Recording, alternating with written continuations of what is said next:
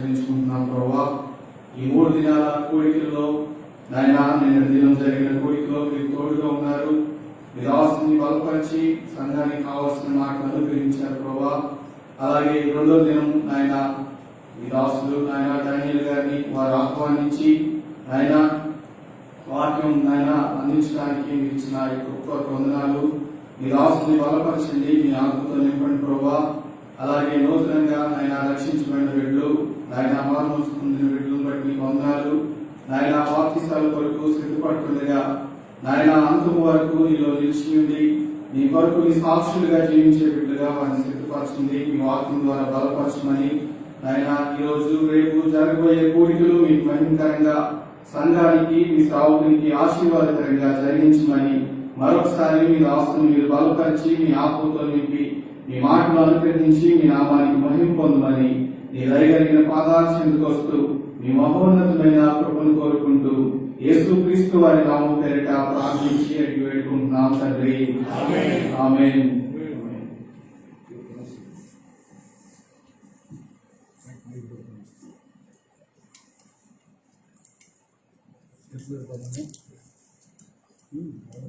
గట్టిగా మాట్లాడతాను కొంచెం దూరంగా అనిపించి.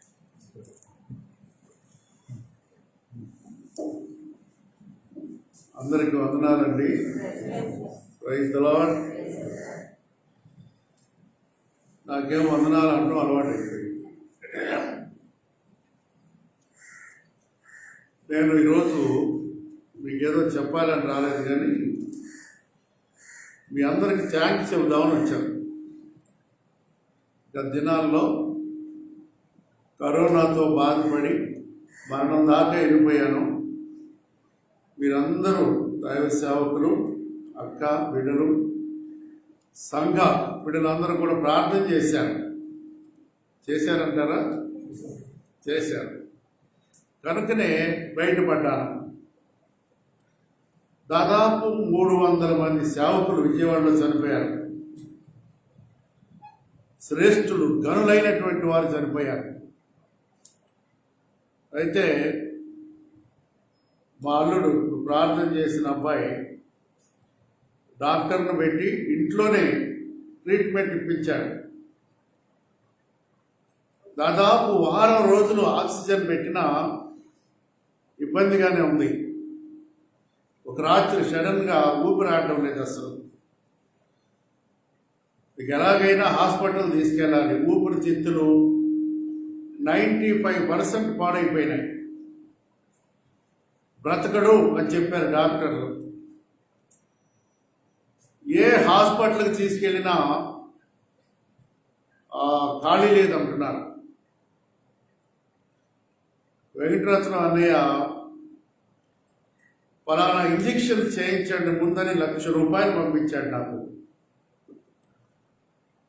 సరే, ఆ రాత్రి రైల్వే హాస్పిటల్లో, నేను రైల్వేలో పనిచేశాను కనుక రైల్వే హాస్పిటల్లో అడ్మిట్ అయ్యాను. దాదాపు 13 రోజులు హాస్పిటల్లో ఉన్నాను. ఇటు బెడ్ మీద 7 చచ్చిపోయారు. ఇక నేను ఎలా ఉంటానో మీరు చెప్పండి. మీరైతే ఎలా ఉంటారు? శవం మీద వస్తుంటేనే పక్కకు తప్పుకుంటారు కదా. ఎట్లాంటి అయితే ఇంతే సంగతులు చిత్తగించవాలని. సరే, మొత్తానికి మా పిల్లలు మళ్ళీ ధైర్యం చెప్తున్నారు. మా వాడైతే, మావయ్య తినకపోతే చచ్చిపోతాం, ఈ బాధలో తినాలి, వదిలే ఏం పర్వాలేదు, నేను మాస్క్ పెట్టుకుంటే మరి మీకు మాట సరిగ్గా నన్ను కాదు కదా. సరే, నాకు కూతురు ఉంది, నా తమ్ముడు కూతురు, అమ్మాయి నర్సు. ఆవిడ నా బెడ్ దగ్గరే కూర్చొని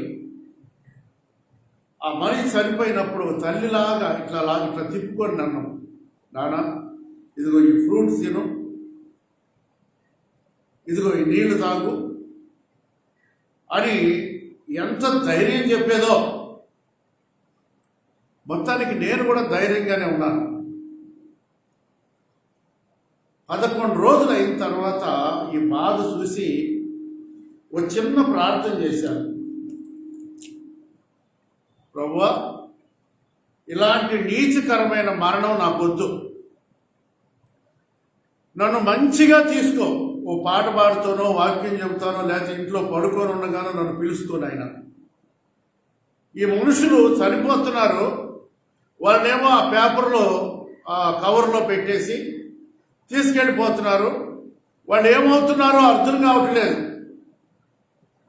కనుక నాకు ఈ మరణం వద్దు అన్నాను. ఆ రాత్రి 12 గంటలకి నాకు నిద్ర పట్టింది. ఈ పట్టిన ఆక్సిజన్ మాస్క్ ఊడిపోయింది. బోర్న తిరిగి నా అంతటి నేనే నిద్రపోతున్నాను, నా అంతటి నేనే శ్వాస పీల్చుకుంటుంటే ఆ నర్సు వచ్చి డానియల్ గారు అని లేపి, ఆక్సిజన్ ఊడిపోయిందండి అని అంటే, నాకు శ్వాస ఆడుతుందమ్మా, నాకు ఆక్సిజన్ అవసరం లేదు అన్నాను. ఆక్సిజోమీటర్ తీసుకొచ్చి చెక్ చేసింది, 97 ఉంది. ఎట్లా మీకు ఇట్లా జరిగింది? మీకు ఇంజెక్షన్ ఇవ్వలేదు, ఒక మందు ఇవ్వలేదు, ఎలా జరిగింది మీకు? ఆశ్చర్యపోతా ఉంది. ఉదయం డాక్టర్ వచ్చాడు. ఎలా ఉందండి? బాగున్నాను సార్, రాత్రి నుండి నాకు ఆక్సిజన్ కూడా అవసరం లేకుండా ఉంది అన్నాను. ఎలాగా ఇది? ఆ రెమెడీ ఇంజెక్షన్ ఇచ్చారా? ఇవ్వలేదు. మరి ఎలా జరిగింది? ఆ ప్రక్కనే ఒక మెయిల్ నర్సు ఉన్నాడు, ఒక మగబ్బాయి నర్సు. అతను అన్నాడు, ఈయన పాస్టర్ గారండి, ఈయన కోసం ఆంధ్రప్రదేశ్లో చాలామంది ప్రార్థన చేస్తున్నారు, దేవుడే బ్రతికించాడండి అన్నారు. డాక్టర్ గారు బిత్తరపోయాడు. ఆయన నన్ను కిందకి పైకి చూసి అన్నాడు, నిజమే, దేవుడే మిమ్మల్ని స్వస్థపరిచాడండి అన్నాడు. ఇంకెంతకన్నా మనకేం సాక్ష్యం కావాలి? ఇంక 2 రోజులు నన్ను బయటికి పంపించారు. నేను ఆ రోజు నుంచి వచ్చిన 2వ రోజు నుండే మరలా దేవుని పని చేయడం ప్రారంభించాను. దేవుని బిడ్డలారా, జీవన మరణాలు యెహోవా వశం. ఆయన ఎప్పుడు ఎవరిని తీసుకోవాలో, ఏం చేయాలో ఆయనకే తెలుసు. కనుక నా ఇల్లు ఇంకా సిద్ధం అవ్వలేదు అక్కడ, అందుకని నన్ను ఇక్కడ ఉంచాడు. ఇల్లు సిద్ధమైపోతే ఆయన నన్ను పిలుచుకొని రారా, నీ ఇల్లు సిద్ధమైపోయింది కొడుక అని తీసుకెళ్లేవాడే. కనుక ఏదేమైనా మీరందరూ ప్రార్థన చేశారు.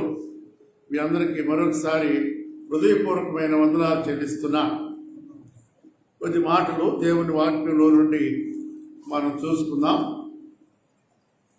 మత్తయి సువార్త 18వ అధ్యాయం.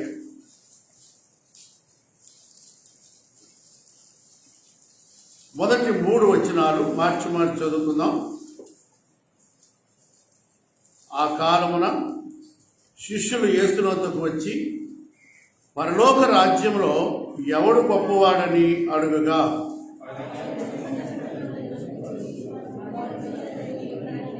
అందరం చదువుదాం. మీరు మార్పు నొంది బిడ్డల వంటి వారైతేనే కానీ పరలోక రాజ్యంలో ప్రవేశించరని మీతో నిశ్చయముగా చెప్తున్నాను. ఇక్కడ ప్రభు దగ్గరికి శిష్యులు వచ్చారు. వచ్చి ఇలా అడిగారు, యేసయ్య, పరలోక రాజ్యంలో గొప్పవాడు ఎవడు? భూమి మీద కాదు, భూమి మీద ఎవరో ఒకళ్ళం గొప్పవాళ్ళుగా ఉంటాం. పరలోకం సంగతి మాట్లాడుతున్నారు.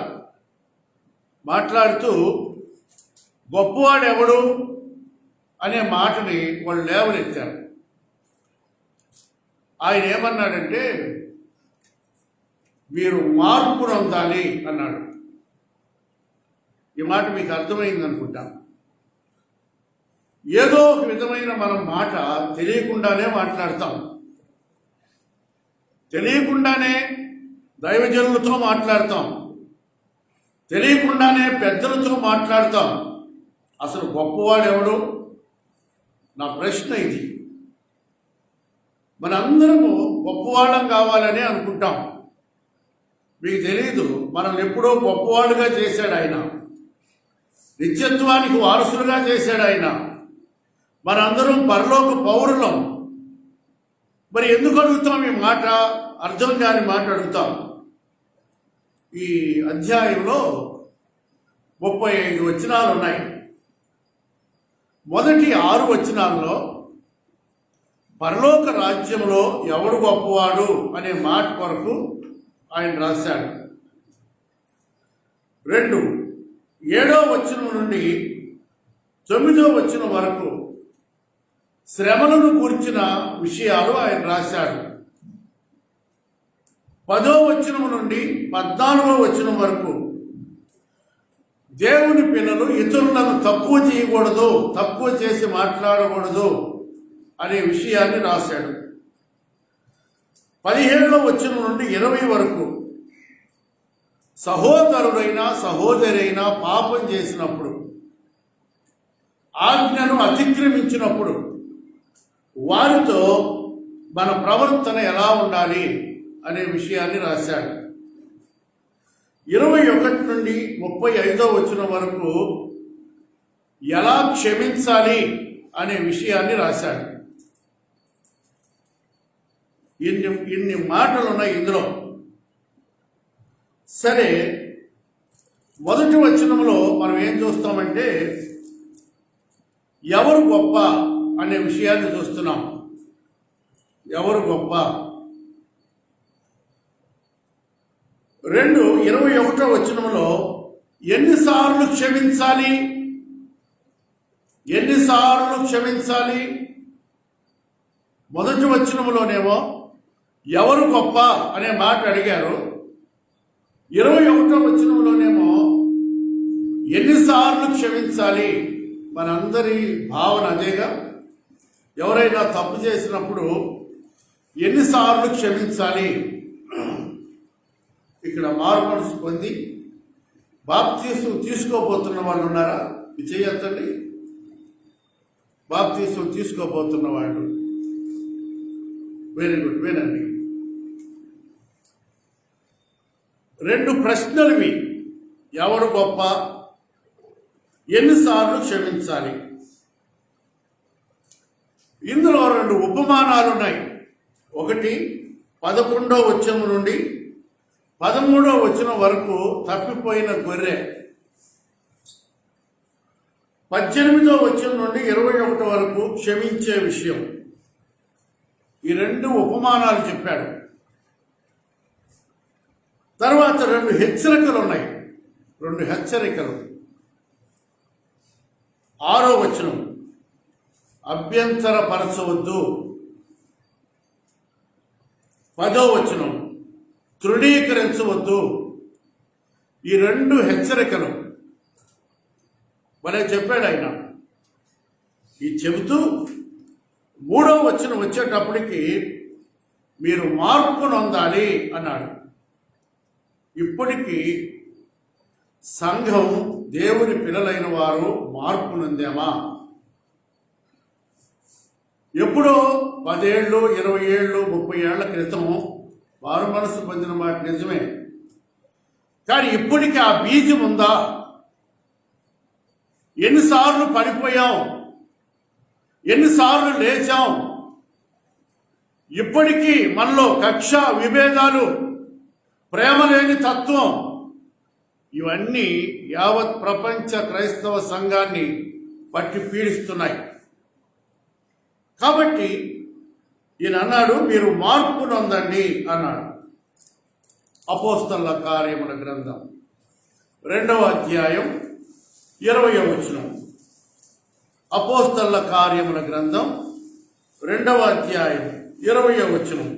ప్రభు ప్రత్యక్షమగు ఆ మహాజన రాకమునకు సూర్యుడు చీకటిగాను చంద్రుడు రక్తంగాను మారుదురు. అప్పుడు ప్రభు నామం బట్టి ప్రార్థన చేయవారందరూ రక్షణ పొందుతారు. చూడండి, ఎప్పుడు రక్షణ పొందుతారట? ఆయన వచ్చేటప్పటికి మనం ఇంకా రక్షణ పొందుతూనే ఉండాలి. అనుదినం మనల్ని మనం సరి చేసుకుంటూ ఎదుగుతూ. ఓ బిడ్డ పుట్టింది అనుకోండి, ఒకసారి పెద్దది కాదు, దినాలు, నెలలు, సంవత్సరాలు దాని మీదుగా దాటిపోతుంటే ఆ బిడ్డ పెద్దదవుద్ది. ఒకవేళ ఇలా అంటా నేను, ఆ బిడ్డకు తలకాయ ఇంత లావైంది. ఆ బిడ్డ ఇంతే ఉంది. బిడ్డకు తలకాయ ఇంత అయిందండి. ఆ బిడ్డ ఇంతే ఉంది. మీరు వచ్చి అన్నారు, అన్న మా పిల్లకి ఏదైనా సంబంధం చూడన్నారు. ఎవడు చేసుకుంటాడు దీన్ని? ఎవరైనా చేసుకుంటారా? రేపు ఆయన కూడా అదే మనలో చూసేది. మన చక్కదనం ఎట్లా ఉందని కాదు, వీళ్ళు ఎంతవరకు నాలో ఎదుగుతున్నారు. మనందరికీ తెలుసు మనం ఎక్కడ బలహీనమో, ఎక్కడ పడిపోయామో, ఎక్కడ తిరిగి లేసామో, ఎక్కడ అబద్ధం ఆడామో. ఈ విషయాలన్నీ మనకు బాగా తెలుసు. కనుక ఆయన రాకడికి వరకు మనం ఎదురు చూస్తున్నాం. మనం మారాలి. ఇంకొక మాట చూడండి, కొరింథీ 2వ పత్రిక 6వ అధ్యాయం 14వ వచనం. కొరింథీ 2వ పత్రిక, మీరు అవిశ్వాసులతో విజ్జోడుగా ఉండకుడి, నీతికి దుర్నీతితో. చూడండి ఎంత చక్కగా చెబుతాడంటే ఆయన, మీరు అవిశ్వాసులతో విజ్జోడుగా ఉండబాకండి. అమ్మా రిజర్వాబగా, మీరు అవిశ్వాసులతో విజ్జోడుగా ఉండబాకండి. కొన్నిసార్లు ఎక్కువ మనం ఎవరితో ఉంటామంటే విశ్వాసుల కన్నా అవిశ్వాసులతోనే ఉంటాం. ఈ కరోనాలో మీరు ఎంతవరకు ఎదిగారో మీకు తెలుసు. దేవానికి స్తోత్రం. ప్రార్థన పోకుండా చేసేవాడు ఆయన, తిట్లు తినకుండా చేసేవయ్యా. సీరియల్ వెంబడి సీరియల్, సీరియల్ వెంబడి సీరియల్ కూర్చొని నాకెట్ట తెలుసు అనుకుంటున్నారా? బోల్డ్ దేవుని పిల్లలే అవిశ్వాసులైన వారితో విజ్జోడు. ఒకవేళ వాళ్ళతో మనం కలిసి లేకపోతే లోకంలో నుంచి మనం వెలివేయబడాలి, కానీ వాళ్ళతో ఉండాలి. కానీ మన ప్రత్యేకత మనకి ఉండాలి. నేను ఎప్పుడు అడుగుతాను, మీరందరూ విశ్వాసులేనా? ఎంతమంది విశ్వాసులు చేయొచ్చండి? ఇదేంటి బాబు ఈ చేతులు ఎత్తే బాధ మాకు అనుకుంటున్నారా? ఆ చేతులు బాగుంటే ఎత్తండి, ఇరిగిపోకుండా ఉంటే ఆ మంచిది. బాగుండే ఇరిగిపోలేదు. మీరు ఊరు వెళ్ళేటప్పుడు బైబిల్ తీసుకెళ్తారా? ఎంతమంది తీసుకెళ్తారు? నిజం చెప్పండి. అబద్ధం. ఆయన ఉన్నాడు ఇక్కడ.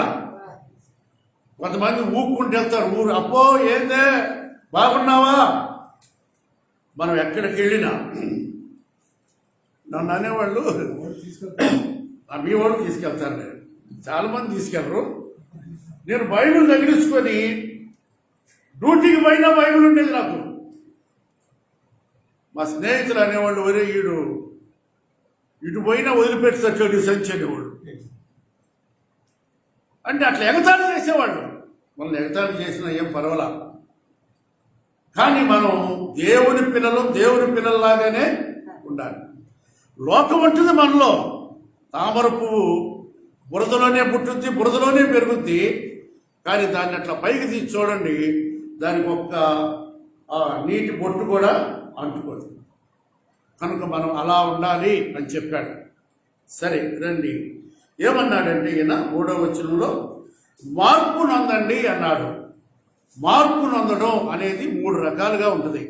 అమ్మా వినండి, మార్పు నొందడం అనేది 3 రకాలుగా ఉంటుంది.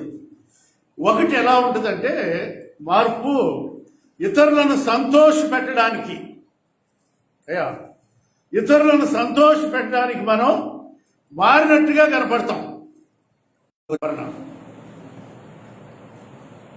నేను మారుతున్నాను అన్నప్పుడు ఓ స్త్రీ భార్యగా దేవుణ్ణి స్తుతించు, వాళ్ళని ప్రోత్సహించటంలా. పురుషులు మందిరంలోకి రాకపోవడానికి కారణం కేవలం స్త్రీలే. ఎందుకంటే మీ ప్రవర్తన బాగుంటే వాళ్ళు ఎంత బాగుంటారో. ఇతరులను మెప్పించడానికి, భార్యను మెప్పించడానికి, భర్తను మెప్పించడానికి, తల్లిదండ్రులను మెప్పించడానికి మారినట్టుగా కనపడతారు. రెండవది పరిస్థితులు.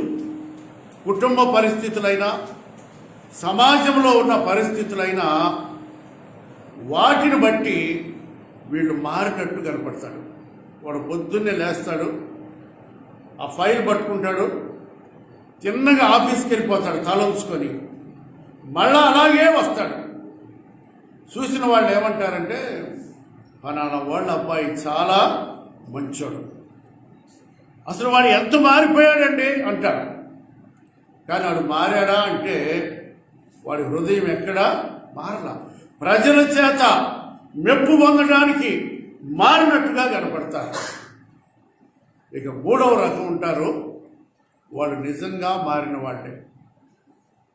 నిజంగా దేవుని కొరకు మారు మనసు పొంది, పశ్చాత్తాపం పొంది, బాప్తిస్మం పొంది సంఘములో నమ్మకంగా నిలబడతారు ఈ మూడవ రకం మనుషులు.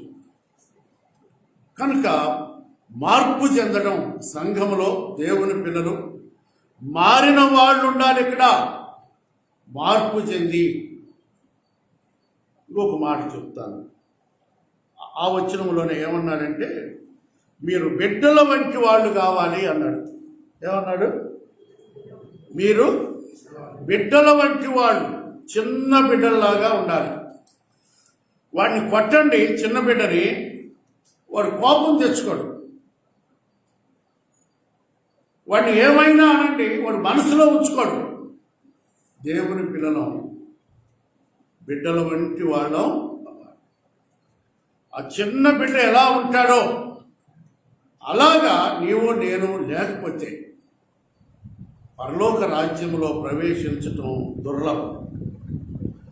కనుక ఆ చిన్న పిల్లల్ని నేను అప్పుడప్పుడు చూస్తూ ఉంటాను. వాళ్ళ పాదాలు ఎలా ఉంటాయంటే భలే మృదువుగా ఉంటాయి.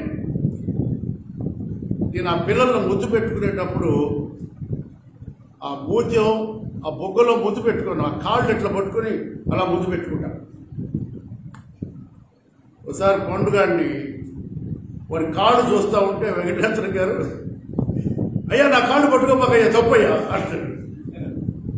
అయ్యా నా కాళ్ళు పట్టుకోకూడదయ్యా, నువ్వు చిన్నోడు. కనుక వాళ్ళ పాదాలు భలే ఉంటాయి, మృదువుగా ఉంటాయి. రెండు, వాళ్ళ నవ్వు కపటం లేని నవ్వు. మనం వెర్రి నవ్వు నవ్వుతాం, పగలబడి నవ్వుతాం, అసహ్యంగా నవ్వుతాం. ఆ పిల్లల నవ్వు ఎలా ఉంటుందంటే ఎంత చక్కగా ఉంటుందో వాళ్ళు నవ్వుతుంటే. వాళ్ళని నవ్విస్తూ ఆ నవ్వులో పెద్దవాళ్ళమైన మనం ఆనందిస్తూ ఉంటాం. ఇక మూడోది, వాళ్ళు మనలాగా అనవసరంగా మాట్లాడరు. పిల్లలు చాలా నమ్రతగా మాట్లాడతారు, ఏది కావాలో అది అడుగుతారు. కొన్నిసార్లు మనం తండ్రిని అడుగుతుంటాం, ప్రార్థన చేస్తుంటాం, పెద్ద లిస్టు రాసుకొచ్చి ఇదంతా నువ్వు చేయాలంటాం, కానీ నువ్వు మాత్రం ఏం చేయవు. కనుక మనం బిడ్డల వంటి వాళ్ళం అవడం అని అంటే మనం చాలా మృదుత్వం కలిగిన వారుగా ఉండాలి. మన నడక మంచిగా ఉండాలి. ప్రభు సన్నిధిలోనైనా ఇంట్లోనైనా మనం చాలా జాగరూకులమై జాగ్రత్త కలిగిన వారుగా మనం ఉండాలి. ఇక్కడ చాలా విషయాలు ఉన్నాయి. ఒక 4-5 విషయాలు నేను మీకు జ్ఞాపకం చేస్తాను. 3వ వచనం చదవండి. మీరు మార్పు నుండి బిడ్డల వంటి వారైతేనే గాని పరలోక రాజ్యంలో ప్రవేశింపరని మీతో నిశ్చయముగా చెప్పుచున్నాను. ఇప్పుడు మన పాటలన్నీ ఎందుకు? మన పాటలన్నీ ప్రార్థన, ఈ కోడికలు, మారుమనసు, బాప్తీసాలు, ఇవన్నీ ఎందుకు? ఈరోజు ఇది వదిలిపెడితే, ఇక్కడ వదిలిపెడితే ఎగిరి గట్టిగా చెప్పండి, పరలోకంలో మనం ఉండాలని. రోజు ఒక ఆయన పాడుతున్నాడు, పరలోకమే నా అంతఃపురం. నేను పాడినట్టు పాడలే ఆయన, పరలోకమేనా అంతఃపురం. మీకు అర్థమైందా నా భాష? పరలోకమేనా అంతఃపురం అట్టు పాడుతున్నాడు అనమాట. వరి నీకు ఎవరు ఇది నేర్పింది అనుకున్నా. పరలోకం పరలోకం పరలోకం అంటాం కానీ మన పాటలన్నీ భూమి మీద కోసమే. మన బ్రతుకంతా భూ సంబంధంగానే ఉంటుంది కానీ పర సంబంధంగా ఉండదు. నేను అప్పుడప్పుడు అన్నకు ఫోన్ చేస్తాను, అన్న ఎక్కడున్నారంటే ముసలోడినయ్యా మందిరంలో కూర్చొని ప్రార్థన చేసుకుంటున్నాను అన్నమాట. ఈ భావన ఎంతమందికి ఉంటుంది? ఎంతమంది ఆయనతో సహవాసం చేస్తూ ఉంటారు? కనుక పరలోకి వెళ్ళేది గ్యారంటీ, రక్షించబడినావు కనుక. కానీ భూమి మీద కూడా కొన్ని పనులు చేయాలి. ఆయన అన్నాడు, ఈ బిడ్డ వలె తగ్గించుకోవాలి అన్నాడు. తగ్గించుకునే దగ్గర కూడా మనం ఎలా ఉంటామంటే పరిస్థితులను బట్టి అక్కడ మనం మాట్లాడకుండా ఉంటే మంచిది బ్రదర్. ఎందుకు వాళ్ళ నోట్లో నోరేసి మనం ఎందుకు మాట్లాడాలి? మనం మౌనంగా ఉంటే పోలా అంటే ఆయన అది కాదు చెప్పింది. లేకపోతే మన హైట్ తగ్గించుకోమని కాదు చెప్పింది. మన అంతరంగంలో మనం దేవుణ్ణి కలిగి ఉన్నాం కనుక పరిస్థితులను బట్టి మనం ఏదైనా చేయగలిగి ఉండాలి. ఏమన్నాడు? ఈ చిన్న బిడ్డ వలె తగ్గించుకోవాలి అన్నాడు. 4వ వచనంలో మాట చదవండి. కాగా ఈ బిడ్డ వలె తను తాను తగ్గించుకునేవాడు. ఇట్లా చూపించుంటాడు కదమ్మా. ఈ బిడ్డ వలె అంటే ఈ మైకు వలె అంటే నేను మీకు మైకును చూపిస్తున్నా. ప్రభు ఏం చేస్తుంటాడు? అక్కడ ఉన్నటువంటి ఆ బిడ్డను చూపించుంటాడు. ఈ బిడ్డ వలె తను తాను తగ్గించుకునేవాడు వాడే పరలోకం ప్రవేశించేది. ఎవడు తగ్గించుకుంటాడో వాడే పరలోకంలో ప్రవేశించేది. ఈ రోజున విశ్వాసులమైన మనలో కుటుంబ పరంగానైనా సంఘపరంగానైనా తగ్గింపు అనేది ఏ కోశానా కాని రావడంలా. నువ్వు తగ్గించుకుంటే శ్రేష్టమైన మేలు పొందుతావు. దినవృత్తాంతములు 2వ గ్రంథం 7వ అధ్యాయం 14వ వచనం. దినవృత్తాంతములు 2వ గ్రంథం. నా పేరు పెట్టబడిన నా జనులు తమ్మును తాము తగ్గించుకొని ప్రార్థన చేసి నన్ను వెదకి తమ చెడు మార్గములను విడిచిన ఎడల వారి ప్రార్థనను విని వారి పాపాలు క్షమించి వారి దేశాన్ని స్వస్థపరుస్తారు. దేశంలో నీవు నేను ఉన్నాం కనుక ఆయన మనల్ని స్వస్థపరుస్తానన్నాడు. ఎన్ని విషయాలు చెప్పాడో. కొన్నిసార్లు మనం కొంతమంది సువార్త చెబుతాం, అమ్మా దేవుడు బాగు చేస్తాడే, బైబిల్లో చెప్పాడు కదా. ఏం చెప్పాడు? నేను స్వస్థపరచు యెహోవాను నేనే అన్నాడు కదా. ఆ ఒక్క మాట చెప్తాం. ఆయన స్వస్థపరచాలంటే దాని ముందు కొన్ని మాటలు ఉన్నాయి. నిర్గమ 15వ అధ్యాయం 26వ వచనం. నిర్గమాకాండం 15వ అధ్యాయం 26వ వచనం. ఇది మా ఇట్లా ఏనండి. మీరే ఇప్పుడు ప్రసంగం లేదు మీకు. ఇటు చూడండి అమ్మాయి. ఏం చేయాలట? దేవుని మాటలు వినడం కాదు, వినడం వేరు. నాకు కొడుకున్నాడు పెద్దవాడు, ఆత్మీయ కొడుకు. వాళ్ళ అమ్మ పిలిచారే, అయ్యా ఓ 1/2 కిలో పచ్చిమిరకాయలు, గోంగూర అయ్యి అని చెప్పుద్ది. వాడు వినడు. ఆ డబ్బులు తీసుకుని వెళ్ళే పోతాడు. ఏం చెబుతూనే ఉంటుంది. వాడు కొట్టుకాడు ఉంటాడు. ఆడికెళ్ళి నానా అని ఫోన్ చేస్తాడు. ఏయ్యా మరే అమ్మే పచ్చిమిరకాయలను గోంగూర ఇంకేం చెప్పింది ఒకసారి అడుగు అంటాడు.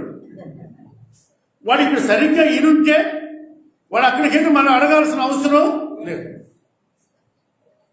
కానీ బైబిల్ని మన అవసరం వచ్చిన వరకే చదువుకుంటాం. కొంతమంది ఈ క్యాలెండర్స్లో వట్టి మన మీదకి వచ్చే ఆశీర్వాదాలే రాస్తారు, కానీ ఆ శాపాలు కూడా రాస్తే బాగుండు. అవి రాయరు. నువ్వు నా మాట వినకపోతే ఈరోజు సస్తావని రాచాడా ఎంత బాగుండో. అది అవి రాయరు వీళ్ళు వ్యాపారం కోసం. ఏమన్నాడు? చదువు. ఎలా వినాలట? సమూయేలు ఎంత శ్రద్ధగా విన్నాడో చిన్న పిల్లోడండి, నీ దాసుడు ఆలకిస్తున్నాడు అన్నాడు. నాయన ఆలకిస్తున్నాం, గుడివాడి నుంచో పెద్దవాడి నుంచో ఆ వాడి నుంచో ఈ వాడి నుంచో ఎవరెవరినో తీసుకొస్తున్నావు, కానీ మాట్లాడేది మీరే. మాకు అవసరమైన మాటలు ఇవ్వు నాయన అని మీరు ప్రార్థన చేసి కనుక ఇక్కడ కూర్చుంటే, శ్రద్ధగా కూర్చుంటే మన జీవితాలు బాగుపడతాయి. శ్రద్ధగా వినాలి. ఒకటి, దేవుని మాటలు శ్రద్ధగా వినాలి. ఆయన దృష్టికి న్యాయమైనది. రెండవది ఏంటట, ఆయన చూస్తున్నప్పుడు మనం న్యాయంగా ప్రవర్తించాలి. ఒకరిని ఒక చూపు ఒకరిని ఒక చూపు చూడకూడదు. ఇద్దరు పిల్లలు ఉంటే ఇద్దరిని ఒకే రకంగా చూడాలి. న్యాయం. 3 ఆయన ఆజ్ఞలకు విధేయులై ఏంటంట, ఆయన ఆజ్ఞలకు విధేయులే. ఆయన బోలుడు ఆజ్ఞలు ఇచ్చాడు మనకి. ఈ ఆజ్ఞలన్నిటికీ మనం విధేయత చూపిస్తే ఆయన కట్టడలన్నిటినీ అనుసరించినట్లయితే ఐగుప్తీయులకు కలుగజేసిన రోగములలో ఏది మీకు రాదు. నిన్ను స్వస్థపరిచే యెహోవాను ఇప్పుడు స్వస్థపరిచేది. ఇవన్నీ నువ్వు చేస్తే నువ్వు బాగుపడతావు. కానీ ఇవన్నీ మనం చేసేది ఎక్కడ? ఈయన కూడా ఏమన్నాడు, నా పేరు పెట్టబడిన నా జనులు ఏం చేయాలట, తమ్మును తాము తగ్గించుకొని ప్రార్థన చేసేటప్పుడు ఆయన ఏదో నీకు బాకీ ఉన్నట్టు. దేవుడు నువ్వు ఇస్తావా ఇవా? ఒక ఆమె ప్రార్థన చేస్తుంది, ప్రభువా 3 ఏళ్ల నుంచి ప్రార్థన చేస్తున్నా మా అమ్మాయి పెళ్లి కోసం, నీకు 3 నెలలు టైం ఇస్తున్నానంటుంది. ఆయనకి 3 నెలలు టైం ఇస్తుందంటేమా మన ప్రార్థనలు ఎలా ఉంటాయి? తగ్గింపు లేని ప్రార్థన, తగ్గింపు లేని ప్రవర్తన, తగ్గింపు లేని జీవితాలు. తమ్మును తాము తగ్గించుకోవాలి, ప్రార్థన చేయాలి. ఏ విడిచిపెట్టాలట? ఏమైతే చెడుందో మీకు తెలుసా? మీలో చెడుందని తెలుసా అమ్మా? మాలో ఎందుకుందంటారా? ఉంటుందా ఉండదా? నోరు తెరవండి. సిక్కాలు పెట్టారు మీ నోట్లకి. ఏంటట? చెడు అందరిలో ఎందుకు ఉంటుందంటే, రోమా 7వ అధ్యాయం 18వ వచనంలో పౌలన్న అన్నాడు, నా శరీరం నందు మంచిదేది నివసింపదని నేను ఎరుగుతున్నాను, మేలైనది చేయవలన్న కోరిక నాకు కలుగుతుంది, కానీ దాన్ని చేయడం నా వల్ల కావట్లేదు. మీకు అర్థమైందా నా మాట? ఏమంటున్నాడు? ఈ శరీరంలో ఉన్నంత వరకు భయంతో మనం గడపాలి. ఒకరోజు నా దగ్గర ఒక ఇంజనీర్ గారు ఉన్నారు, పెద్ద ఆయన నేను ఉండవల్లని ఒక స్థలానికి సంఘం ఉంది, అక్కడ వాకింగ్ చెప్పి వస్తున్నాం. టీ తాగుదాం బ్రదర్ అన్నాడు. అలాగేనన్నా అన్నాం. విజయవాడలో ఊర్వశి సినిమా హాల్ అని ఉంది. ఆ సినిమా హాల్ ఎదురుగా ఒక టీ స్టాల్ ఉంది, అక్కడ భలే ఉంటుంది టీ. సరే మా అల్లుడు ఏం చేశాడంటే కారు తీసుకొచ్చి కరెక్ట్గా అక్కడ ఆపాడండి. ఇదేమో టీ స్టాల్, ఇదేమో బారు. బార్ అంటే తెలుసా మీకు? Brandy shop. ఇది టీ స్టాల్, ఇది బ్రాందీ షాపు. ఈ మధ్యలో ఆగిన ఆయన తలంచుకొని చిన్నగా బారులోకి వెళ్ళిపోయాడు. నేను కూడా తలంచుకొని ఆయన వెనకాలే లోపలికి వెళ్ళిపోయా. లోపలికి వెళ్ళగానే ఎప్పుడో 40 ఏళ్ల క్రితం తాగిన వాసన ఏదో తగులుతుంది నాకు. తలకాయ చూసి అమ్మో ఇదేంటన్నా ఏడుపు వచ్చామని అమ్మో బయటకు వచ్చాం.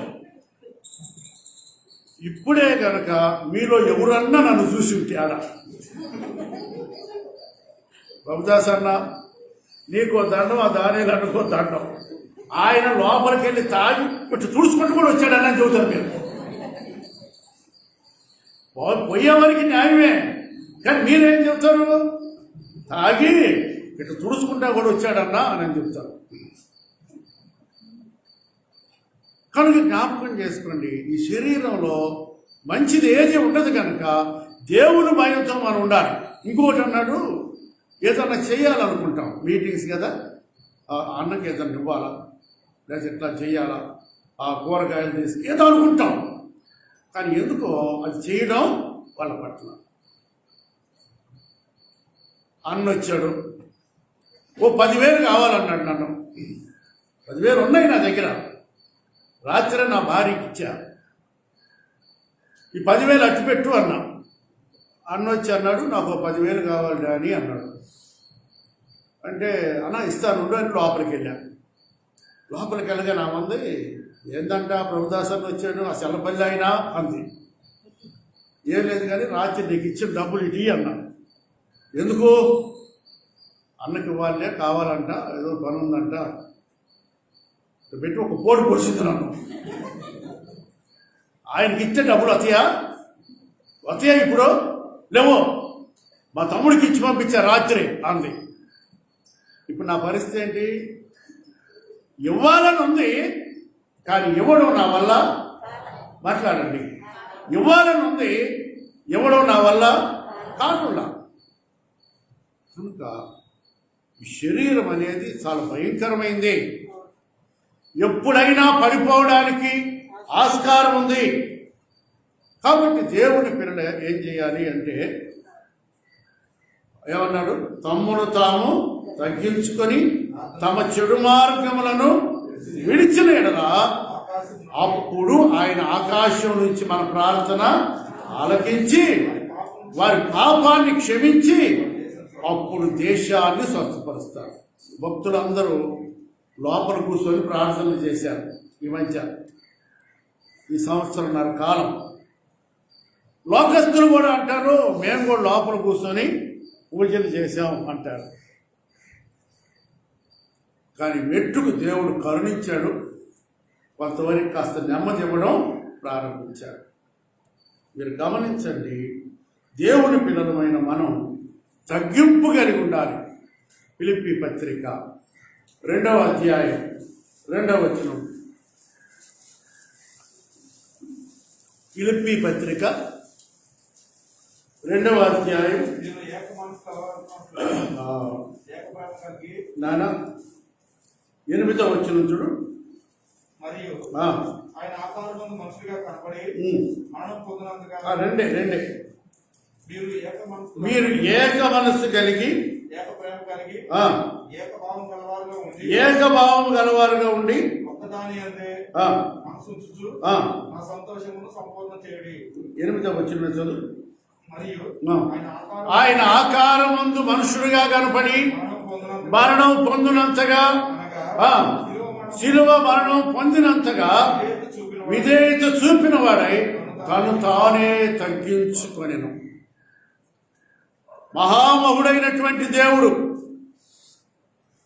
కోటి సూర్యుల ప్రభావం కలిగిన వాడు మానవుడిగా భూమి మీదకి వచ్చి ఆయన తను తానే తగ్గించుకుంటే నీవు నేను ఎంత?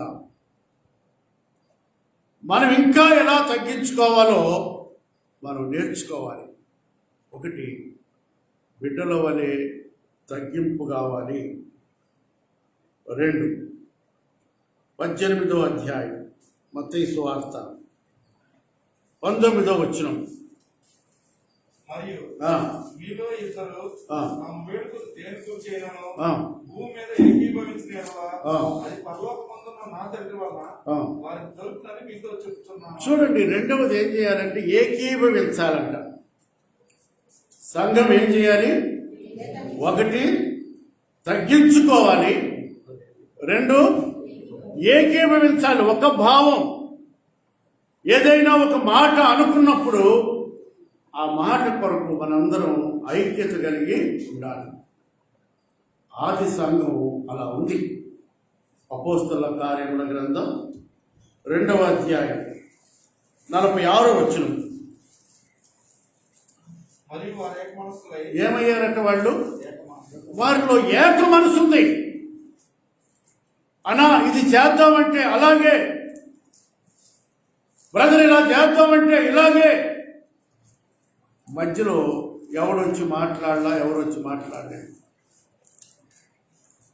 వాళ్ళ సహవాసం అలా ఉంది. ఆ దైవజనులు ఆత్మచేత నడిపించబడుతున్నారు. పరిశుద్ధాత్మ దేవుడు వారిని నడిపిస్తూ ఉండగా వారందరిలో ఏముందంటే ఏక మనసు. సంఘంలో ఏక మనసు కావాలి. ఏక మనసు లేకపోతే సంఘాలు చెల్లాచెదురవుతున్నాయి. మనందరం కలిసి ఒకే మనసు, క్రీస్తు యేసును కలిగిన ఈ మనసు మీరును కలిగి ఉండండి. ఆయనకి ఎలాంటి మనసు ఉందో మనకు అలాంటి మనసు కావాలని ఆయన కోరుకుంటున్నాడు. ఏకీభవించటం. ఇప్పుడు చదవండి ఫిలిప్పీ పత్రిక 2వ అధ్యాయం 2వ వచనం. మీరు ఏక మనసులో ఉన్నట్లుగా ఏక ప్రేమ కలిగి ఏకభావము గలవారై ఒకదాని ఒక్కదాని అందే మనసు ఉంచుచు. ఇక్కడ ఏమన్నాడంటే మనందరము ఏకీభవించాలి. ఏక ప్రేమ అంటే ఒకే ప్రేమ కలిగి ఉండాలి. ఈ ప్రేమ దగ్గర ఫెయిల్ అయిపోతున్నాం. ఏం చేయాలో తెలియదు మనకి. ప్రేమ ప్రేమ ప్రేమ అంటాం కానీ అదేంటో కూడా మనకు అర్థం కాదు. కొంతమంది ప్రేమలు ఎట్లా ఉంటాయంటే, ఒకటి నాలాంటి వాడు పొద్దున్నే బయలుదేరుతాడంట. బయలుదేరి ప్రభుదాస్ అన్న బాగున్నావా అంటాడంట. బాగున్నాను బ్రదర్, ప్రైజ్ లార్డ్ అంటాడు ఆయన. తమ్ముడు బాగున్నావా? బాగున్నానన్నా. ఇట్లా అందరిని అడుక్కుంటా ఊరంతా తిరుగుతాడట. ఇది ఇతనికి అలవాటు. ఒకరోజు ఆ ఊరిలోకి ఒక మిషనరీ వచ్చాడు, దొరగారు. ట్రావెలర్స్ బంగ్లాలో దిగాడు. దిగితే బయట నిలబడి ఆ బట్లర్ని అడిగాడు, దొరగారు బాగున్నారా అన్నాడంట. బాగున్నారండి అన్నాడంట. మళ్ళా 2వ రోజు అండి, దొరగారు ఎలా ఉన్నారండి అన్నాడంట. రాత్రి కాస్త జ్వరం వచ్చిందండి ఆయనకి అన్నారంట. అయ్యో పాపం అన్నాడంట. 3వ రోజు వచ్చాడు. ఈ 2వ రోజు ఈ బట్లర్ వెళ్ళి నీ కోసం నిన్న ఒక ఆయన వచ్చాడు, అదే ఆయన ఈరోజు వచ్చాడు, మీకు జ్వరం వచ్చిందంటే అయ్యో పాపం అన్నాడండి, పాపం ఆయన అన్నాడు. రేపు వస్తే కనుక నా దగ్గరికి తీసుకురా అన్నాడు. 3వ రోజు ఇతను వచ్చి దొరగారు ఎలా ఉన్నారంటే బాగానే ఉన్నారండి, మీరు వస్తే తీసుకురామన్నారు అన్నాడు. లోపలికి వెళ్ళాడు, దొరగారికి వందనాలు చెప్పాడు. మాట్లాడుకుంటా అయ్యా ఎందుకు మీరు ఏం పని చేస్తారు అన్నాడంట. ఏం లేదండి సమాధి పెట్టెలు తయారు చేస్తుంటాను. నేను చేసే పని ఏంటి, సమాధి పెట్టెలు తయారు చేస్తాను, ఇల్లు తిరుగుతాను, ఎవరైనా చచ్చారేమోనని. అదయ్యా నాది అన్నాడు. ఈ ప్రేమను మరి సమాధి పెట్టెల ప్రేమ. మనల్ని మనమే ప్రేమించుకోవడమే, ఇతరులను ప్రేమించటం మన వల్ల కాదు. ఏకభావం కావాలి, ఏక ప్రేమ కలిగి ఒక్కదాని అంతే మనం మనసు ఉంచాలి. ప్రభు కోరుకున్నది మన నుండి అదే. ఇక 3వది 18వ అధ్యాయం 26వ వచనం. కాబట్టి ఆ దాసుడు అతని ఎదుట సాగిలపడి నొక్కి, నా ఎడల ఓర్చుకో. ఓర్పు ఏం కావాలంటే ఇప్పుడు సంఘంలో 1 తగ్గింపు, 2 మన అందరం ఏక మనసు కలిగి ఉండాలి, 3వది ఓర్చుకోవాలి. ఇక్కడ కూడా ఫెయిల్ మనం. ఏం ఓర్చుకుంటాను బ్రదర్, అసలు నేను ఎదురు వచ్చి కూర్చుంటే నా గురించే మాట్లాడతారు ఆ పాస్టర్ గారు. ఇలాంటి అనుభవాలు లేవా మీకు? ఉంటాయా? ఎప్పుడన్నా తప్పు చేసి వచ్చినప్పుడు అన్న ఇక్కడ మాట్లాడుతూ ఉంటే నన్నే తిడుతున్నాడు అన్న అనుభవాలు ఉండవా? ఖచ్చితంగా ఉన్నాయి. ఎందుకంటే పాపం ఉంది మనలో. ఆ శరీరంలో ఉన్నాం కనుక మనం తప్పు చేసి వస్తే ఇదే విధానం మనలో కనపడుతుంది. ఓ రోజు గుడివాడలో మాట్లాడుతూ, అన్న లేరు, ఆయన లేనప్పుడు నేనే వెళ్ళేవాడిని గుడివాడికి. ఎందుకు అన్నాను, అమ్మా బల దగ్గరికి వచ్చావు కానీ ఉదయం మీ అత్తతో పోట్లాడి వచ్చావు కదా, బలలో చెయ్యేస్తావు అన్నా. ఆరాధన అయిపోయింది, బల్ల అయిపోయింది, బల్ల ఇచ్చాను, ఆశీర్వాదం మరి ఇచ్చిన తర్వాత అందరూ వెళ్ళిపోతే ఈ అమ్మాయి ఒక్కతే నిలబడి ఉంది. అన్నా ప్రైజ్లాడు అన్నా ఉంది. ఏమ్మా అన్నా, మత్తతో నేను పోట్లాడాను కానీ మత్త నీకు చెప్పాలా అంది. వాళ్ళ అద్దెవరో నాకు జరగదు, ఏమెవరో నాకు జరగదు. మనం ఇట్లా ఉంటాం. నేను కూడా విశ్వాసంగా మీలాగా అక్కడ కూర్చున్నప్పుడు నాలో బలహీనత ఉన్నప్పుడు పాస్టర్ గారు మాట్లాడుతుంటే వేసాడు రా దెబ్బ, నాకు కోస్తున్నాడు రా ఈరోజు అనిపించేదే. కానీ అది మన లోపమని, మనల్ని సరిచేస్తున్నాడని మనకు అర్థం కాదు. స్నేహితుడు మేలు కోరి ఏం చేస్తాడు? గాయం చేస్తాడు. మగవాడు లెక్కలేనన్ని ముద్దులు, వస్తుంటే ముద్దు పెడతాడంటే, పోతుంటే ముద్దు పెడతాడు. వాడు మగవాడు కనుక దేవుని పిల్లల్లో ఓర్చుకోవడం ఉండాలి. ఓర్పు. రోమాపత్రిక 5వ అధ్యాయం 3-4 వచనాలు. అంతేకాదు శ్రమేమిస్తట, శ్రమలో ఓర్చుకునే స్థితిని కూడా ఆయనే ఇస్తాడు.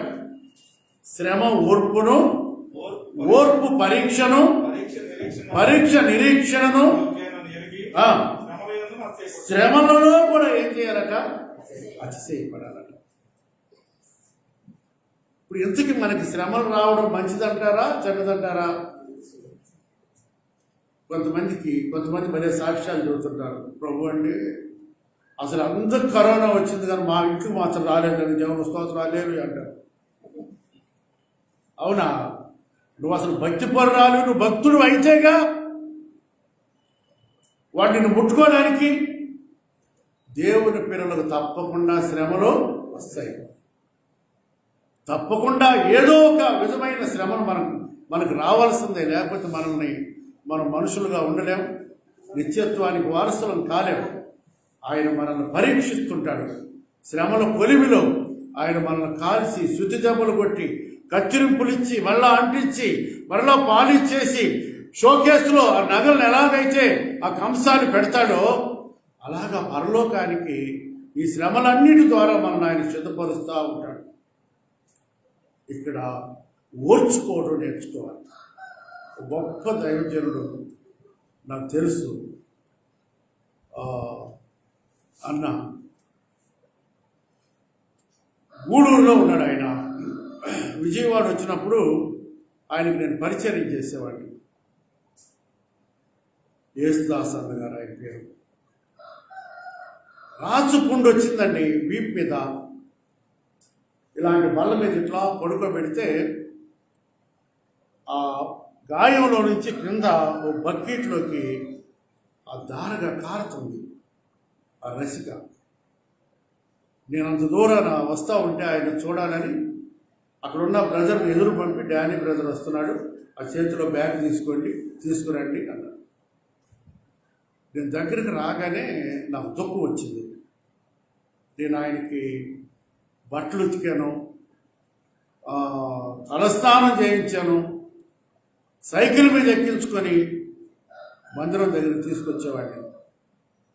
ఆయన చూడగానే నాకు దుఃఖం వచ్చి, అన్న బాధగా ఉందా అంటే ఆయన నా యూప్ మీద ఇట్లా నివురుతూ అన్నాడు, భరించగలిగినంత బాధ ఉంది తమ్ముడు అన్నాడు.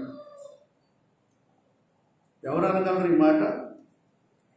భరించగలిగిన బాధ ఉంది నాకని అనగలిగే వాళ్ళు ఎవరు మనలో? అబ్బో ఈ బాధ తట్టుకోలేకపోతున్నామన్నా, ప్రార్థన చెయ్యన్నా. అవసరమైతే ఇంకెవరికో కూడా చెప్పేస్తాం. మనం మాత్రం చెప్పం దేవునికి. ఓర్పు. దేవుని పిల్లలకి ఓర్పు కావాలి, అన్నీ ఓర్చుకోవాలి. ఈ మనిషితో పడలేకపోతున్నానన్నా లేరా ఇట్లాంటి వాళ్ళు? మీ ఊరిలో ఉండరా? అసలు ఈ మనిషి అసలు ఏందన్నా నిద్రపోనీయుడు, నన్ను నేను తెచ్చిపెట్టాల్సి వస్తుంది. ఇక్కడ కూడా ఓర్చుకోవాల్సిందే. మగవాళ్ళేం తక్కువ కాదు, ఈ కుటుంబాన్ని ఈదలేకపోతున్నానన్న, ఎంత చేస్తే అంత ఆ పాత్రలో పోసినట్టే అనేవాళ్ళు కూడా ఉన్నారు. అక్కడ కూడా ఓర్చుకోవాల్సిందే. ఓర్పు లేకపోతే చాలా కష్టం. శ్రమ ఓర్పు పరీక్షను కలుగు చేయనని ఎరిగి శ్రమల యందును మనం అతిశయపడాలట. యోబు చేసింది అదే. యోబు ఏం తప్పు చేశాడని ఆయన ఈ శ్రమలో అన్ని విధాలుగా కొట్టబడ్డాడు. కారణం ఏంటి? ఏమైనా తప్ప అంటే కాదే, పరీక్ష. నిజానికి ఒకరోజు అన్న చెప్తుంటే విన్నాను, శ్రమ లేని క్రైస్తవుడు ఎవడైనా ఉన్నాడంటే వాళ్ళ ఆత్మీయతను అనుమానించాల్సిందేనట. మాకు శ్రమ లేకుండా బ్రతుకుతున్నాం, వీళ్ళేందో ఎప్పుడు ప్రార్థన పోతారు, వాళ్ళకి ఎప్పుడు రోగాలే, ఎప్పుడు అప్పులే, ఎప్పుడు అన్నీ అంటే వాటి గుండా నడిపిస్తున్నాడు దేవుడు, కొన్ని నేర్పిస్తున్నాడు మనకి. అలా నేర్చుకోవాల్సిందే. రోమాపత్రిక 12వ అధ్యాయం 12వ వచనం. నిరీక్షణ గలవారై సంతోషిస్తూ శ్రమయందు ఓర్పు గలవారై ప్రార్థన యందు పట్టుదల కలిగి. చూడండి, శ్రమలో ఇప్పుడు ఏం చేయాలంటే మనం ప్రార్థన చేయాలి. ఎలాంటి ప్రార్థన అంటే పట్టుదల కలిగిన ప్రార్థన. మోషే అన్నాడు, వాళ్ళని రక్షించనన్నా రక్షించు, లేకపోతే నువ్వు రాసిన జీవ గ్రంథంలో నుంచి నా పేరు తుడిచివేయి అన్నాడు. పట్టుదల కలిగిన ప్రార్థన. కొన్నిసార్లు ప్రార్థన చేస్తాం కానీ పెదాలతోనే చేస్తాం. నేను నిన్న ఒక బ్రదర్ చెప్తున్నాను, బ్రదర్ నేను 5ంటికి లెగుస్తాను, ఇంకా ముందు మెలకు వస్తే 4ంటికి లెగుస్తాను, చాలా దూరం వెళ్తాను ప్రార్థనలో, అక్కడి నుంచి మొదలు పెడతాను, ఎంతవరకు నేను ప్రార్థన చేయగలను అంతవరకు ప్రార్థన చేస్తాను బ్రదర్ అంటే, అన్నా అంతసేపు ప్రార్థన చేస్తారా అంటే ఇంకేం పని ఉంది మాకు? దేవుడు మాకు ఇచ్చిన పని ఏంటంటే మీ అందరి కొరకు ప్రార్థన చేయడమే. మీరు కూడా చేయాలి. పౌలు గారు కూడా అడిగాడు, నా కొరకును ప్రార్థన చేయండి అని సంఘానికి చెప్పాడు. సంఘం, దైవ సేవకులు, పెద్దలు, వృద్ధులు, మరి ఆర్థిక పరిస్థితుల్లో ఉన్నవారు, వీళ్ళందరి కోసం ఎంత శ్రమ ఉన్నా శ్రమలో కూడా ప్రార్థన చేయాలి. శ్రమలో కూడా ప్రార్థన చేయాలి. ఆ మంచంలో మరణానికి దగ్గరగా ఉండి ప్రార్థన చేశాను, ప్రభువా ఇలాంటి మరణం నాకు వద్దు. విన్నాడా లేదా దేవుడు? విననేరకు ఉండునట్లు ఆయన చెవులు మందం కాదు, రక్షించనేరకు ఉండునట్లు ఆయన చేతులు పురుసు కాదు. ఆయన రక్షిస్తాడు మనల్ని. కానీ మనం ఈ అన్ని అనుభవాలు కలిగిన వారమై ప్రార్థన చేయాలి. తగ్గింపు కలిగి ఉండాలి, ఏకీభవించాలి, ఓర్పు కలిగి ఉండాలి. ఇక 4వ మాట 18వ అధ్యాయం 27వ వచనం. ఆ దాసుని యజమానుడు కనికరపడి వారిని విడిచిపెట్టి. చూడండి, ఇక్కడ ఏం కనపడుతుందంటే కనికరం. దేవుని పిల్లలకి ఏం కావాలి ఇప్పుడు? కనికరించటం. ఒక వ్యక్తిని కనికరించే దగ్గర మనకు చాలా ఇబ్బంది అవుతుంది. ప్రభు చెప్పాడు, మత్తయి సువార్త 5వ అధ్యాయం 7వ వచనంలో అన్నారు, కనికరము గలవారు ధన్యులు, వారు కనికరం పొందుదురు. నువ్వు అక్కడ కనికరిస్తే దేవుడు నిన్ను కనికరిస్తాడు. నువ్వు అక్కడికి ఇస్తే దేవుడు నీకు ఇస్తాడు. నువ్వు ఒకరిని క్షమిస్తే దేవుడు నిన్ను క్షమిస్తాడు. ఈ విషయాలు మనకు అర్థం కాక ఈ శరీరంలో ఉన్నాం కనుక ఇందులో ఒక్కటి కూడా మనం చేయలేక చాలా ఇబ్బందులు గుండా నడుస్తున్నాం. ప్రభు చాలా విషయాలు చెప్పాడు. మీరు బిడ్డల వంటి వాళ్ళు ఇవ్వాలి, మిమ్మల్ని మీరు తగ్గించుకోవాలి, ఏకీభవించాలి. పిల్లలు చూడండి, అక్క తమ్ముడు ఉంటారు అనుకోండి, వాళ్ళ నాన్న ఏదైనా చేస్తే నాకు కావాలని కొట్టుకుంటారండి. మళ్ళీ వాళ్ళు ఎప్పుడన్నా విరోధం ఉంటారా అంటే విరోధం ఉండరు. వాళ్ళు మళ్ళీ వచ్చి అనయ్య రారా అక్కడికి వెళ్దాం ఆడుకుందాం. ప్రభు పిల్లలమైన మనం చాలా విభేదాలు ఉంటాయి, ఒకరికొకరికి పడని పరిస్థితులు ఉంటాయి. నేను ఒక ఆమెను అడిగాను, ఏమా ప్రక్కనే కదా ఆ సిస్టమ్ నేను పిలవకూడదా అంటే, అన్నా నువ్వేమన్నా చెప్పు కానీ ఆ మాట మాత్రం వాళ్ళకి చెప్పొద్దు నాకు అన్న. ఏమా అంటే ఆమె నాతో మాట్లాడదు. మరి నువ్వే మాట్లాడు. నేను మాట్లాడను, నేనేమో దానికన్నా తీసేసిన దాన్ని నా దగ్గర మాట్లాడుతుంది. ఎవరి దగ్గర అయితే పర్వాలా, దానికన్నా తీసేసిన దాన్ని వీడికన్నా తీసేసిన. నువ్వు ఎప్పుడో ఒకప్పుడు తీసేస్తాడు నిన్ను, నేను అందులో వచ్చేవిలే. తీసేయకముందే సరి చేసుకోవాలా, తీసేయకముందే అన్నీ బాగుంటే మంచిది నీకు. కాబట్టి ఏం కావాలి ఇక్కడ అంటే 27వ వచనంలో ఆ దాసుడు వాడిని ఎలా కనికరించాడో మనం కూడా కనికరించబడినాం. ఈరోజు మనం కనికరించబడినాం కనుక ఇంకొకరిని మనం కనికరించేవారుగా ఉండాలి. లోకాసు వార్త 6వ అధ్యాయం 36వ వచనం. కాబట్టి మీ తండ్రి కనికరం కలవాడను అన్నట్టు మీరు కనికరం కలవాడా. ఏం చెప్పాడు?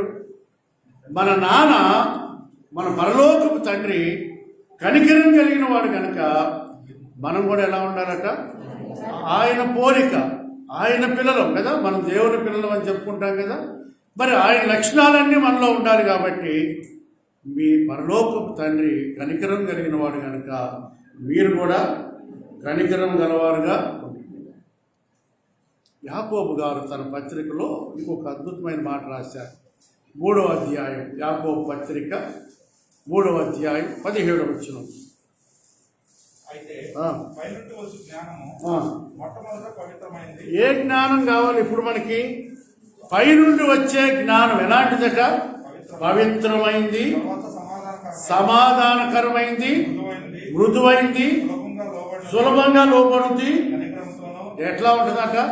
కనికరముతోనూ మంచి ఫలములతోనూ. చాలండి. ఇప్పుడు మనకి ఏ జ్ఞానం కావాలంటే పైనుండి వచ్చే జ్ఞానంలో ఈ లక్షణాలన్నీ కనికరముతో నిండుకున్నటువంటి జ్ఞానం కలిగిన వారుగా మనం ఉండాలి. ఆఖరి మాట చెప్తాను. 18వ అధ్యాయం 35వ వచనం. మీలో ప్రతివాడును తన సహోదరుని హృదయపూర్వకంగా క్షమింపని ఎడల. చూడండి ఏమన్నాడంటే, తన సహోదరుణ్ణి ఎలా క్షమించాలట? ఏమండి తీతో ఎలా క్షమించాలట? నేను పోతా ఆ తీతులు కాలుతాడు అనుకొని వెళ్ళిపోయా. ఇటు చూశాడు నాకెళ్ళి. నేనన్నా ఇంగ్లీష్ నేర్పించాడు 2 ముక్కలు సారీ అన్నా. సారీ అనగానే ఆయన కూడా ఇంగ్లీష్ వచ్చి తడు సాల్ రైట్ అన్నాడు. ఆయన అన్నాడు కానీ ఈసారి రాకపోతావా, నేను నిన్ను లాగితానా ఉంటుందిగా లోపల. ప్రెసిడెంట్ గారు లోపల ఉండదా? క్షమిస్తామా? మనం నిజంగా క్షమిస్తామా? మనం అంటున్నా అసలు మీరంటలా, నన్ను కూడా కలుపుకుంటున్నా. మీలో ఎవడన్నా తప్పు చేస్తే మా కుటుంబంలోనే అసలు అన్నింటికి రానియద్దు, రానివ్వదు. ఎంత కఠినం! ఏడేమో ప్రసంగాలు దంచి కొడతా, లోపల భయంకరమైనటువంటి స్థితి ఉంటుంది. క్షమించలేంది, ఓర్చుకోలేంది, తగ్గించుకోలేంది, కలిసి జీవించలేని బ్రతుకులు మనవి. కాబట్టి ఏమన్నాడు ఈయన? ఒకసారి చదువమ్మా. మీలో ప్రతివాడును తన సహోదరుని హృదయపూర్వకంగా క్షమించని ఎడల నా పరలోక తండ్రియు ఆ ప్రకారమే మీ ఎడల చేయనన్ను. మీరు క్షమించకపోతే ఆయన కూడా క్షమించదు. ప్రభు అన్న మాట ఇదే. సిలువలో ఆఖరికి ఏమన్నాడు? తండ్రి వీరేమి చేయించున్నారో వీరు ఎరుగరు కనుక వీరిని ఆయనే క్షమిస్తే మనమెంత క్షమించి మనసులో పెట్టుకోవద్దు.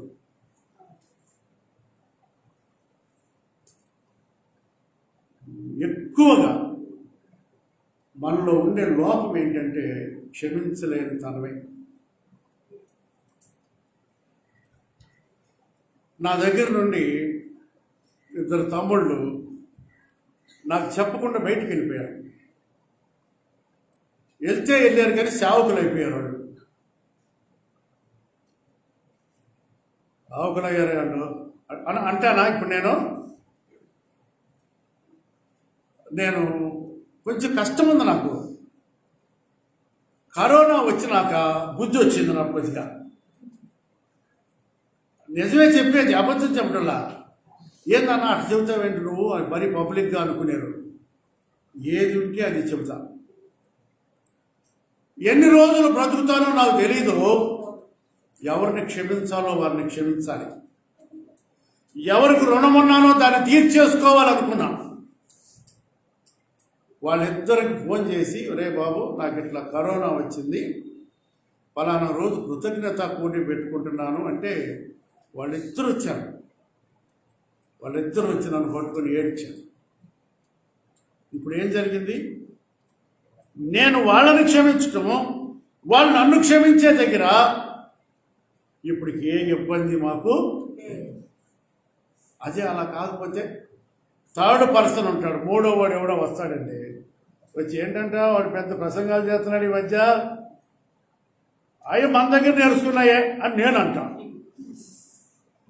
అది ఎంత హెచ్చింపో ఎన్నో వద్దు మనకే కాదు. ఎందుకంటే ప్రభు త్వరగా వస్తున్నాడు. ఆయన రాకడలో ఎత్తబడే గుంపులో మనం ఉండాలి. ఇంకో మాట చెప్పనా, ప్రభు అన్నారు రేపు ఆదివారం ప్రభు మన దగ్గరికి వస్తాంగా మనం 5వ అధ్యాయంలోనే మత్తయి సువార్తలో 23వ వచనంలో ఒక మాట ఉంది చూడండి. కావున అర్పణము అర్పించుచుండగా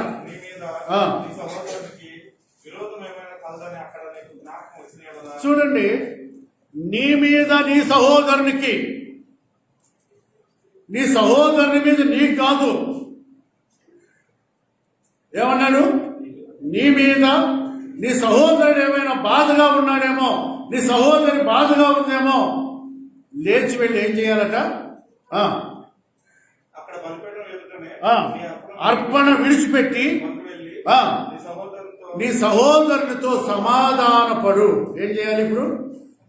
మొదట వెళ్ళి సమాధాన పడిన తరువాతే నువ్వు వచ్చి అర్పణ అర్పించటం కానీ బలలో పాలు పంపులు పొందటం కానీ చేయాలి.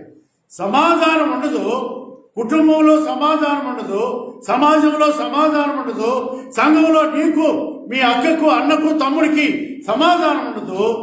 తగుదనమ్మా అని వచ్చి బలలో పాలు పంపులు పొందుతాం. జాగ్రత్త. ఆయన రాస్తాడు, కొందరు బలహీనలు అవుతున్నారు, కొందరైతే నిద్రిస్తున్నారట. ఇప్పుడు ఎందుకని నీవు నేను సావకుండా ఉన్నామంటే ఇది కృపాకాలం. ఆయన కృప చూపిస్తాడు. ఇవాళ కాకపోతే రేపైనా తెలుసుకుంటుంది, ఈరోజు కాకపోతే రేపైనా తెలుసుకుంటాడని ఆయన కృప చూపిస్తుంటే దాన్ని మనం అలుసుగా ఇస్తున్నాం. ఈ మధ్యాహ్న కాలం దేవుని బిడ్డలారా, మనం సమాధాన పడదాం. ఒకరితో ఒకరు సమాధానం లేకుండా సంఘంలో మనం ఇమడలేము. ఎవరన్నా ఇతరులు మనం చూసినప్పుడు అంటారు, వీళ్ళంటే విశ్వాసులంట, చూడు ఎట్లా పోట్లాడుకుంటారో. ఒకసారి నిజంగా జరిగిన సంఘటన నేను మీకు జ్ఞాపకం చేస్తాను. ఇదివరకు కూడా చెప్పినట్టు గుర్తు నాకు మా పాస్టర్ గారి మీద కోపం వచ్చింది. ఎందుకంటే రోజు నా టీవీఎస్ మీద ఆయన వస్తాడు. ఓ రోజు రాజుగారు లాంటి ఆయన బుల్లెట్ వేసుకొచ్చాడు. బుల్లెట్ వేసుకొస్తే, అన్న ఎక్కడికి వెళ్తున్నారంటే మేము అమరావతి వెళ్తున్నాం బ్రదర్ అన్నాడు. అంటే నేను వస్తానన్నా, నా బండి మీద వెళ్దాం రండి అన్నాడు. మా అన్న అన్నాడు నన్ను, డానీ ఈరోజు నువ్వు రెస్ట్ తీసుకో, అన్న వచ్చాడు కదా అన్నతో వెళ్తాలే అన్నాడు. నాకు ఇప్పుడు అనిపించింది, నువ్వు బుల్లెట్ మీద అయితే వెళ్తా, రోజేమో నీకు టీవీఎస్ కావాలా. మీరు నమ్మండి, ఎంత కోపం వచ్చిందంటే అసలు మనిషిగా లేను. 8 ఏళ్ల తర్వాత రక్షించబడిన 8 ఏళ్ల తర్వాత ఇలాంటి దౌర్భాగ్యాన్ని అనుభవించే నేను. మీలో అట్లాంటి వాళ్ళు లేరని నేను అనను, ఉంటారు. అందుకే చెబుతున్నా ఈ మాట. ఇంటికి వెళ్ళాను. నా భార్యతో అన్నాను, రేపు ఆ మందిరానికి వెళ్ళొద్దు మనం అన్నా. ఇంత సంవత్సరానికేనా? ఈరోజు రెస్ట్ తీసుకొని అన్నాడు ఆయన. అంతే, రేపు ఆ మందిరానికి వెళ్ళవద్దు అన్న. అంది. ఏం లేదు దిగింది, నోరు మూసుకో. తెల్లారు లేచాను పెద్ద భక్తుల్లాగా, మళ్ళీ సంచి తగిలించుకున్నా. ఈ మందిరానికి వెళ్ళకుండా ఇంకొక మందిరానికి వెళ్ళా. వెళ్ళగానే అక్కడున్న బ్రదర్స్, నేను చాలా మంది తెలుసు కనుక, అన్నా డానియల్ అన్న వచ్చాడు, ప్రైజ్లాడన్నా, రండి అన్న అన్నారు. అబ్బో, ఒరే గౌరవం దొరికిందే నాకు అనుకున్నా. లోపలికి వెళ్ళి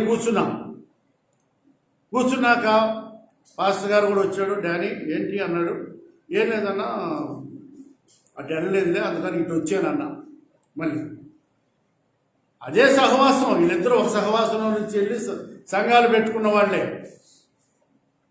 సరే, నన్ను కూర్చున్నాక ఆరాధన వర్తమానం అయిపోయింది. ఆరాధన చేస్తున్నాడు. నేను పెద్ద సింగర్ని కదా, పాటతో ఆరాధిస్తున్నా. అబ్రహాము, ఇస్సాకు, యాకోబు దేవ అనగానే, ఓ చెయ్యి ఇట్లా అని, నువ్వు ఆరాధించు మాకు బ్రదర్ అన్నాడు. వింటున్నారా? నువ్వు ఆరాధన చేయబాక అన్నాడు నన్ను. అన్నా, అంతే అన్నాడు. సర్లే అని కూర్చున్నాం. బల్ల వర్తమానం అయిపోయింది. బల్ల తీసుకొస్తుంటే నన్ను దాడి వెళ్ళిపోతాడు ఆ ఇచ్చే అబ్బాయి. తమ్ముడు, నేను దానియాలు అన్నా, ఇట్రా నువ్వు దానియాలు అన్నావు, ఎవడన్నావు, నీకు బల్లయం అన్నాడు. అక్కడ ఒక శంపు అయితే ఈ సంఘంలో 2 శంపులు ఇచ్చారు. అయిపోయింది. కానుకేయడానికి వెళ్తున్నా. కానుకేస్తున్నానండి. పాస్టర్ గారు అంటే అని కానుకేయబాకు అన్నాడు. బా, కళ్ళ వెంట నీళ్లు గారుతున్నాయి. నేను ఆరాధించడానికి తగన, బలలో పాల్పొంగులు పొందడానికి తగన, కానుకేయడానికి కూడా తగన అని ఇక ఇప్పుడు ఎట్లా కూర్చున్నానంటే, రన్నింగ్ రేస్ వాళ్ళు కూర్చుంటారే, ఆఖరి ప్రార్థన, ఒక మోకాలు వేసి ఒక మోకాలు పెట్టుకొని సంఖలో సంచి మడిచి పెట్టుకొని లేచి పరిగెత్తుదాం అనుకుంటున్నా. అప్పటికే 2 మనుషులను పక్కన పెట్టాడు. ఆయన లేచి వెళ్తాడు, కూర్చోబెట్టండి అన్నాడు. ఇక కూర్చున్నా. చేసేదేముంది? అందరూ వెళ్ళిపోయినాక నాకేమో అంత, నా మొహం మీకు ఈ మాట అనగానే ఎట్లా ఉండదు, ఎంత అయిపోయి ఉంది నా మొహం. ఎవరిని చూడలేకపోతున్నా, ఎవరి ముఖం తలెత్తుకోలేకపోతాం. అంటే అదే ఒక టేబుల్ వేయండి అన్నాడు ఆయన. 2 చైర్స్ వేయండి, డాడీకి నాకు భోజనం పట్టరండి అన్నాడు. నన్ను ఆరాధన చేయనీయకుండా, బల్లయకుండా, కానుకోనీయకుండా నువ్వు నన్ను భోజనం పెడతావా అనుకుంటున్నా. మళ్ళీ వెళ్ళి కూర్చున్నానండి. కూర్చున్నాక భోజనం పెట్టారు. డాడీ ప్రార్థన చేయన్నాడు. ఆడ చేయకుండా వీళ్ళు చేస్తాను, నేను నువ్వే చెయ్యన్నా. ఆయనే చేశాడు. ఇట్లా కలుపుతున్నాను, కళ్ళల్లో నుంచి నీళ్లు దారగా పడ్డాయి అన్నంలో. ఆయన చూసి అన్నాడు, ఈ ప్లేట్ తీసేయండి డాడీ దగ్గర నుంచి అన్నాడు. తీసేసినాక చెప్పు, ఏం జరిగింది ఆ సంఘంలో అన్నాడు. ఏమీ లేదన్నా, రోజు నన్ను తీసుకెళ్తాడు. ఆ రోజు పలానా అన్న వస్తే ఆయన అమ్మటి వెళ్ళాడు, నన్ను వద్దు అన్నాడు అన్నా. వద్దన్నాడా లేకపోతే రెస్ట్ తీసుకోమన్నాడా? రెస్ట్ తీసుకోమన్నాడు. ఈ మాత్రానికి ఏమైంది నీకు, ఎందుకు ఇంత మాత్రానికి మందిరం వదిలేయాలా అని తిమోతి 2వ పత్రిక 2వ అధ్యాయం 1వ వచనం చూపించాను. నా కుమారుడా, క్రీస్తు యేసునందున్న కృప చేత బలవంతుడుగా నువ్వు సేవకుడిని చూడబాక, తోటి విశ్వాసులను చూడబాక, ప్రభువును చూస్తూ ముందుకు సాగు అన్నాడండి. నేను పాత సైకిల్ ఉండేది, అది వేసుకొని మళ్ళీ మా మందిరానికి వెళ్ళిపోయా. అప్పుడు ప్రార్థన అయిపోయి బయటకు వస్తా, దానేలన్నా వందనాలు, ఇక నువ్వు లేకపోతే సప్పుగా ఉందన్నా, అరే నీ పాట లేకపోతే బాగలేదన్నా అంటున్నారు సిస్టర్స్ బ్రదర్స్. అమ్మో, మా మందిరంలో మాకింత ఘనత ఉంటే అక్కడ పోయి అనవసరం చుట్టూ తిన్నాను నేనని మళ్ళీ అనుకున్నా. అయిపోయింది. న్యూ ఇయర్ నేను ఆయనతో ఏం మాట్లాడటలా, వాళ్ళు తీసుకోవట్లా, ఆదివారమే శనివారం వచ్చింది, ఆదివారం జనవరి 1 వచ్చింది. ఆల్ నైట్ ప్రేయర్ జరుగుతుండగా ఆయన గురించి పత్రిక తీసి నేను మృగములతో పోరాడుతున్నాను అని వాక్యం చెప్పాడండి. చెప్పి ఇప్పుడు లేచి మీలో ఎవరైనా అసమాధానంగా ఉన్నవాళ్ళు ఒకరికొకరు సమాధాన పడండి అనగానే ఆయన ఇట్లా కాలు ఇట్లా మడుచుకొని ఇక్కడ కూర్చుంటే మొట్టమొదటిగా లేచి వచ్చింది నేనే. ఆయన 2 కాళ్ళు అట్లా పట్టుకొని అన్నా నన్ను క్షమించండి అన్నా. ఆయన కౌగిల్లోకి ఎట్లా లాక్కున్నాడు నన్ను, నా భుజం మీద ఆయన తలవాల్చాడు. ఆయన ఏడ్చాడు, నేను ఏడ్చాను. అంతే. ఆనాటి నుంచి ఈనాటి వరకు నేను ఆయన బాగానే ఉంటాం. దేవుడు నన్ను సేవకు పిలిచాడు. 1993 సంవత్సరంలో నేను సేవకు వచ్చాను. వచ్చినప్పటికీ ఏ చిన్న పనున్నా డానీ పలానా దగ్గరికి వెళ్ళొస్తావంటే వెళ్ళొస్తానన్నా అంటాను. ఒకసారి ఆయన స్కూటర్ చెడిపోయింది ఎక్కడో, నువ్వు పాజిటివే నేను పాజిటివే అని అనలా. నేను వెళ్ళి అక్కడ ఆ స్కూటర్ బాగు చేయించుకొని తెచ్చి వాళ్ళ ఇంటి దగ్గర పెట్టాను. నేను ఎందుకు చెప్తున్నానంటే ఈ మాటలు, మనము సమాధానం లేకపోతే, క్షమించుకునే అనుభవం లేకపోతే మనం ఎన్ని చేసినా ప్రయోజనం లేదు. కనుక తగ్గించుకునే మనసు ఉండాలి, ఏకీభవించాలి, ఓర్చుకోవాలి, తర్వాత కనికరం కలిగి ఉండాలి, క్షమాపణ కలిగి ఉండాలి. ఈ అనుభవాలన్నీ ఆ అధ్యాయంలో చాలా విషయాలు ఆయన చెప్పాడు. కనుక దేవుని వాక్యాన్ని హృదయాల్లో దాచుకుంటూ నమ్మకంగా బ్రతుకుతాము. అట్టి కృప